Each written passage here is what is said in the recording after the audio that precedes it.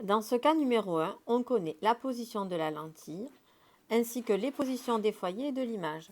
Il nous faut donc trouver la position de l'objet. Pour cela, on va utiliser le trajet inverse de la lumière, c'est-à-dire qu'on va partir de l'image B' et on va tracer les rayons à partir de B' en utilisant les rayons particuliers. On part de B', le rayon qui est issu de O et qui n'est pas dévié. Ensuite, on va tracer celui qui part de B', qui émerge parallèlement à l'axe optique, ce qui veut dire que ce rayon était initialement issu du foyer objet F1.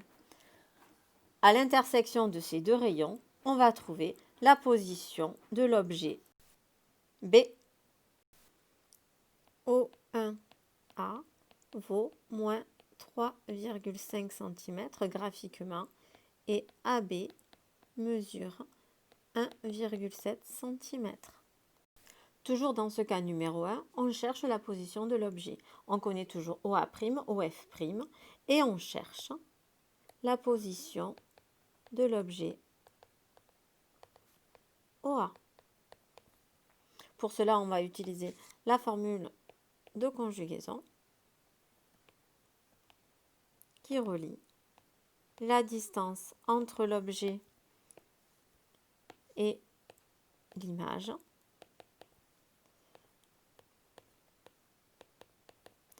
et la distance focale. On isole ici dans ce cas OA.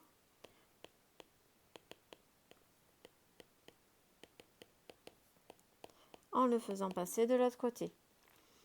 On peut passer tout au même dénominateur.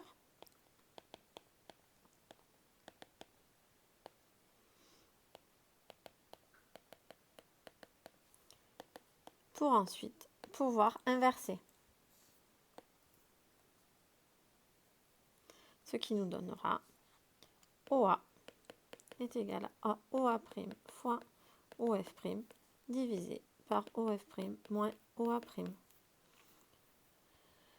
Il ne faut pas ensuite se tromper entre les différentes valeurs, c'est-à-dire que OA, ce sera 4,5 fois 2 divisé par 2 moins 4,5. On trouve pour la position de l'objet 3,6 cm contre 3,5 sur le dessin. On peut également calculer le grandissement en appliquant la relation OA' sur OA qui est égale à 4,5 moins 3,6. On trouve moins 1,25. Et en ce qui concerne le graphique, on peut le faire également en utilisant la dimension de l'image sur la dimension de l'objet, ce qui nous fait moins 2,5 divisé par 1,7. Ceci a été obtenu par le calcul à la formule de conjugaison. Ceci a été fait grâce aux mesures faites sur le graphe. On peut constater que les grandissements sont différents. Notre graphe n'est pas bon. Voici ce que l'on obtient avec un tracé plus précis sur papier.